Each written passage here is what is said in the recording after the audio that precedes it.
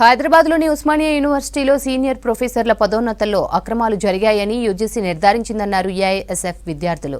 అర్హత లేకుండా అక్రమంగా సీనియర్ ప్రొఫెసర్లుగా పదోన్నతులు పొందిన వారిని తక్షణమే తొలగించాలని డిమాండ్ చేశారు.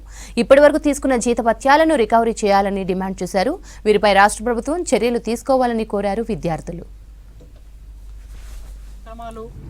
యూజీసీ యూనివర్సిటీ గ్రాంట్స్ కమిషన్ రీసెంట్గా ఇటీవలే అది నిజమే అని చెప్పేసి నిగ్గు తేల్చడం జరిగింది. కాబట్టి అక్రమంగా సీనియర్ ప్రొఫెసర్లుగా పదోన్నతులు పొందినటువంటి వారిని వెంటనే తొలగించి ఇప్పటివరకు వారు తీసుకున్నటువంటి ఏదైతే జీతం ఉందో దాన్ని రికవరీ చేయాలి.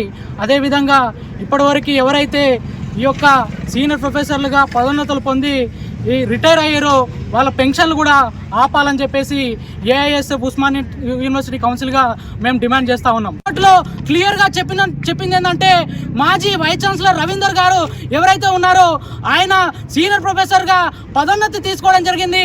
కానీ ఆయన సీనియర్ ప్రొఫెసర్గా అవ్వడానికి సబ్మిట్ చేసినటువంటి ఆర్టికల్స్లో యూజీసీ కేర్ లిస్టు స్కోపస్లో లేవని చెప్పేసి ఈరోజు యూనివర్సిటీ గ్రాంట్స్ కమిషన్ మనకు నివేదిక మనకు ఇవ్వడం జరిగింది. ఈరోజు గత 10 సంవత్సరాలుగా ఈ యొక్క తెలంగాణలో ఉన్నత విద్య మొత్తం కూడా భ్రష్టు పట్టింది. ఈ యొక్క ఉన్నత విద్య భ్రష్టు పట్టడంలో ఈ ప్రొఫెసర్లు కూడా ఉన్నారు.